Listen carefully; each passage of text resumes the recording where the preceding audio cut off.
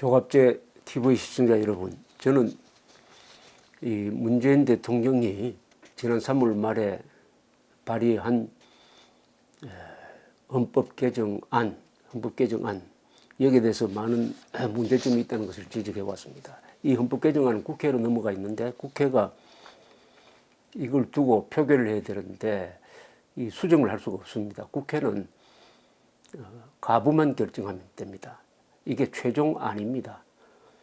그런데 이 개헌안을 읽어보면은 문장이 맞지 않는, 문법에 맞지 않는 데가 들어 있습니다.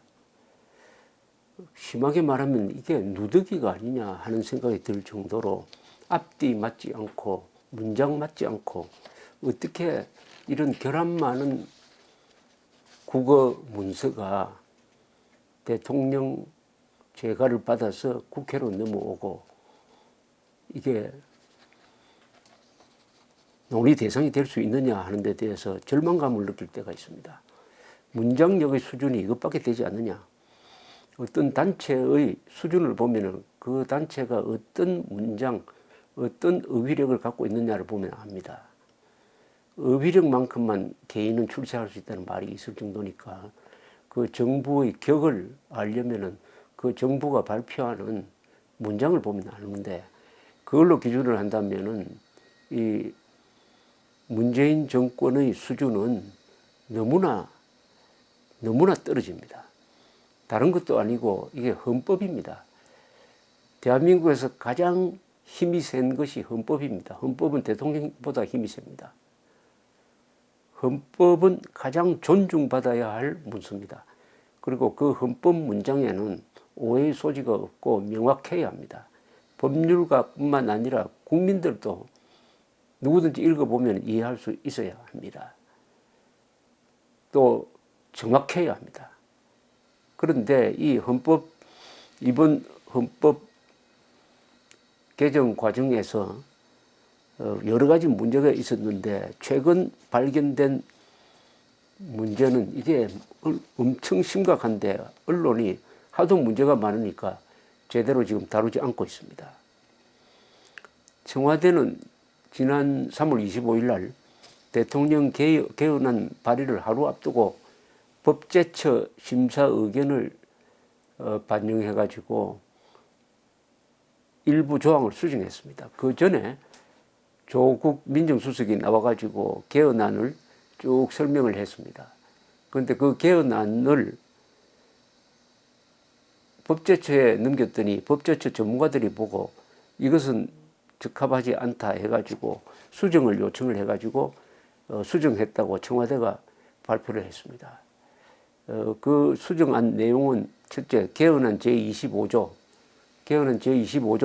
이 개헌 원문은 어떻게 되어 있느냐면 18세 이상의 모든 국민은 선거권을 가진다. 선거권 행사의 요건과 절차 등 구체적인 사항은 법률로 정한다. 이렇게 되어 있는데 이것을 법제처는 적당한 문장이 아니다. 이렇게 고쳐야 한다. 모든 국민은 선거권을 가진다. 선거권 행사의 요건과 절차 등 구체적인 사항은 법률로 정하고 18세 이상 국민의 선거권을 보장한다로 고쳐야 된다. 이렇게 이야기했습니다. 원문대로 하면은 18세 이상의 국민만이 선거권을 가진다라고 되어 있는데 고친 거는 모든 국민이 선거권을 가진다. 선거권을 가지는데 18세 이상의 선거권은 특히 보장된다. 그러니까 18세 이하는 선거권이 없는 것처럼 오해를 할 수가 있다. 선거권은 헌법에 이게 18세라고 정한다는 건 상당히 무리인데 이 정권이 18세라고 우겨가지고 집어넣었는데 그러면은 18세 이상만 주권이 있다, 선거권이 있다 이렇게 오해할 수가 있다. 그러니까 모든 국민이 선거권을 가진다는 것을 확실하게 하기 위해서 문장을 바꿨다. 이렇게 이야기를 했습니다. 그 다음에 헌법 개헌안 제3조 2항도 바꿨습니다.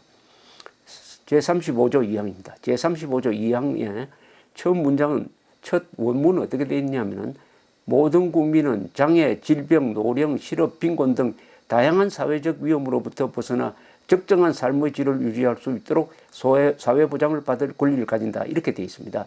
그런데 여기에 보면 문제가 있어요. 모든 국민은 장애, 질병, 노령, 실업, 빈곤 등 다양한 사회적 위험이라고 했는데, 그렇다면 노령이 사회적 위험이냐? 장애가 사회적 위험 요소냐? 하는 문제가 생깁니다. 나이가 많은 것이 그럼 사회적 위험이다? 그럼 나이 많은 사람은 다 위험한 존재가 되는 것입니다. 장애자도 위험한 존재가 돼요. 사회적 위험은.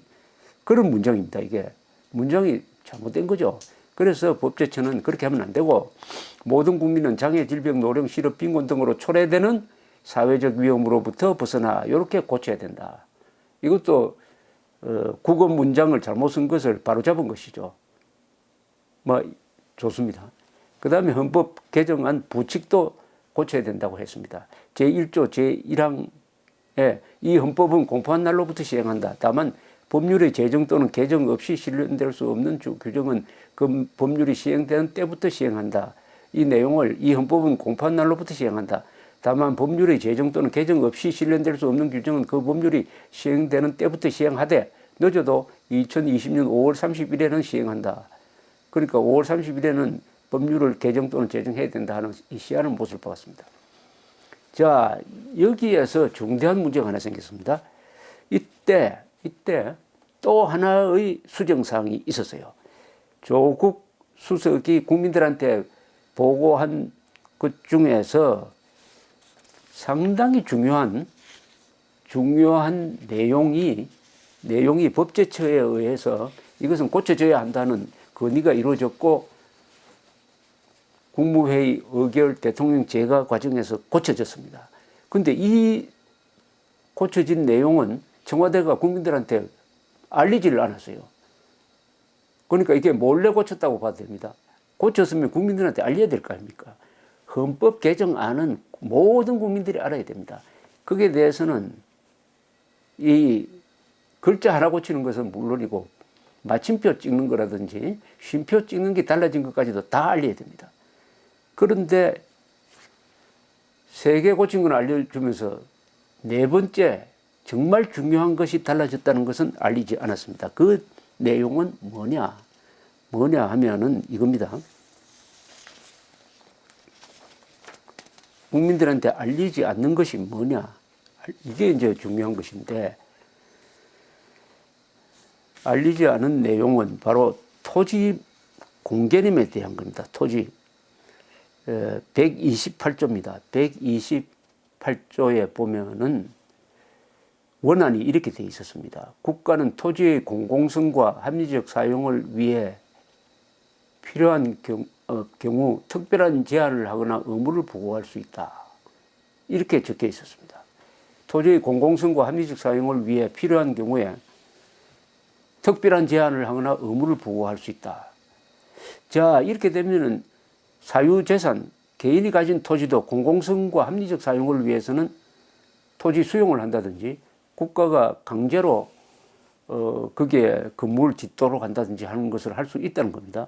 그런데 문제는 공공성과 합리적 사용이라는 이것을 누가 판단하느냐는 거죠. 이 경우는 국가가 판단합니다. 국가가 판단해가지고 거의 마음대로 이것은 공공성과 합리적 사용을 위해서 국가가 좀 수용을 해야 되겠다. 여기에 강제로 건물을 지어야 되겠다. 국가가 좀 이용을 해야 되겠다. 이렇게 할 수 있는 조항입니다. 이거는 사실은 사유재산권을, 토지에 관한 사유재산권을 부정하는 겁니다. 여기에 대해서 이것은 사회주의적 계획이다 하는 비판이 많았습니다. 비판이 많았는데 나중에 알고 보니까 어떻게 됐느냐? 역시 법제처도 여기에 문제가 있다는 것을 제기를 해가지고 이것을 이렇게 고쳤다는 사실이 밝혀졌습니다. 어떻게 고쳤느냐? 국가는 토지의 공공성과 합리적 사용을 위해 필요한 경우에만 법률로서 특별한 제한을 하거나 의무를 부과할 수 있다. 즉 법률로서란 말을 넣었습니다. 그러니까 제한을 가할 수 있는 조건을 법률로서 정해야 한다. 법률로서 정해야 한다. 그러게 되면은 까다롭게 되는 겁니다. 다행히 사유재산권 침해의 소지가 좀 완화된 겁니다. 완화된 겁니다. 법률로서 한다. 법률로서 한다니까 법률이 엄격하게 제한 예외 사항으로서 토지의 사유재산권을 제한할 경우에는 예외적으로 법률로서 꼭 필요한 경우에 해야 한다는 아주 규정을 강화를 했습니다. 이것은 잘된 겁니다. 그런데 이 사실을 국민들한테 알리지 않았습니다. 국회의원들한테도 알리지 않았어요. 알리지 않고 국무회의 의결을 거치면, 심의를 거치면서 그 수정안을 반영을 해가지고 이제 국회에 제출을 했습니다. 그런데 국회의원들은 이것이 달라진 것을 법률로서란 말이 들어가 있다는 것을 몰랐다고 합니다. 그래서 나경원 의원이 자유한국당 나경원 의원이 MBC 100분 토론에서 이 문제를 가지고 이야기를 하다가 유시민 전 복지부 장관하고 충돌을 했습니다. 유시민 전 복지부 장관은 법률로서란 말이 들어가 있다라고 이야기하고 나경원 의원은 청와대가 공개한 내용에는 법률로서가 없다. 이렇게 서로 충돌을 해서 나중에 알아보니까 법률로서가 들어가 있다는 말이 맞다는 게 확인이 되었습니다. 그러니까 국회의원도 모르는 사이에 법률로서란 말이 들어가 있는데 왜 몰랐느냐? 국민은 모르죠. 국회의원은 모르니까 국민도 모르는 건데 이게 중대한 헌법 조문 변경을 청와대가 국민들한테 알리지 않았다는 사실입니다. 세상에 이런 일이 벌어졌습니다. 이것은 국가라고 볼 수 없습니다. 사유재산권에 대한 중요한 제한을 가하는 헌법 조문 하나가 슬며시 달라졌는데도 그것을 국민들한테 알리지 않았다는 겁니다. 알리지 않는. 아까 말씀드렸습니다. 헌법 조문 하나하나는 중대한 의미가 있으니까 거기에 부호 하나 첨삭하는 것도 반드시 국민들한테 알려야 되는데 이것은 사유재산권이니까 모든 국민한테 해당됩니다. 거기서 법률로서만 특별한 제한을 할 수 있다는 이 법률로서가 들어갔는데도 불구하고 이것을 알리지 않은 것은 제 짐작으로는 이게 사회주의적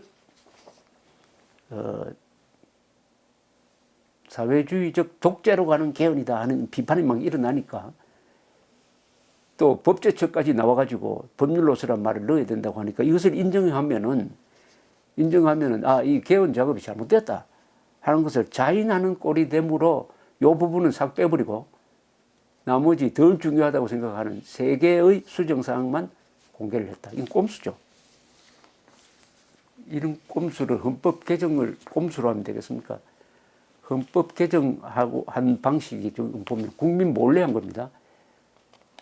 국민 몰래 어마어마한 규모의 국가 체제를 바꾸는 국가 정체성을 변조하는 방향의 어마어마한 개헌안을 내어놓으면서 국민들의 의견을 거의 수렴하지 않고 자기들끼리 밀실에서 작업을 하다가 툭 던져 놓은 것도 문제인데 이런 식으로 꼼수까지 부렸다 하면은 문재인 정권은 헌법을 무시하는 정권이다 볼 수 있습니다. 헌법을 존중해야 되는데 헌법을 대하는 태도가 이미 아주 어디 동네 무슨 노인회 규약 고치듯이 하는 계모임의 무슨 약관을 고치듯이 하는 그런 자세임을 알 수가 있습니다. 왜 이렇게 헌법을 존중하지 않느냐? 문재인 대통령은 헌법을 수호한다는 선서를 하고 대통령이 된 사람입니다. 그런데 헌법을 대하는 자세가 헌법을 가볍게 본다는 것을 알 수가 있습니다. 첫째, 촛불혁명이라고 이야기합니다. 촛불혁명이란 말은 헌법을 파괴했다는 뜻입니다. 그렇습니까, 과연? 헌법을 파괴하고 대통령이 되었습니까? 그리고 우리 헌법의 모든 정체성과 정통성의 근간, 기반이 되는 1948년 8월 15일 대한민국 건국을 인정하지 않습니다. 그러니까 헌법의 모태가 되는 1948년 5월 10일의 총선거와 5월 31일의 국회 개원과 7월의 헌법 개정과 헌법 제정과 거기에 입각한 정부 수립 이 1년의 건국 과정을 인정하지 않습니다. 그러니까 헌법을 무시하는 이유가 대한민국의 창립 근거를 무시합니다. 쉽게 말하면 대한민국은 생일이 없다.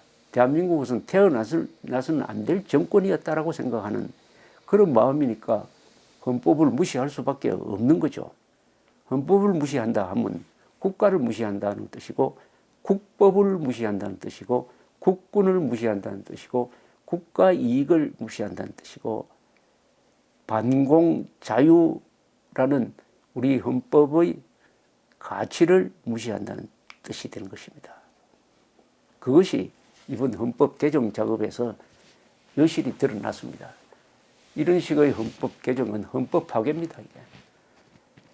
헌법 개정의 한계를 넘어서는 국가 정체성 변조니까 이것은 국민들이 막아야 합니다. 이렇게 헌법 개정을 시동을 걸어놓고도 이 정권이 별 관심이 없는 것 같아요. 헌법 개정을 한다고 해놓고 헌법 개정에는 또 별 관심이 없는 것 같습니다. 그게 과연 무슨 의도냐?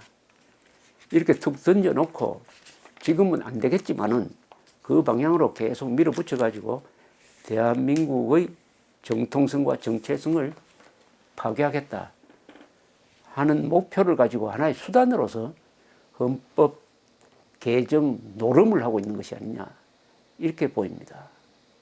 헌법을 무시하면은 헌법으로부터 응징을 당해야 합니다. 탄핵, 고발 등등 여러 가지 수단을 갖고 있습니다. 대통령이 정책이 있으면 국민도 대책이 있는 것입니다. 감사합니다.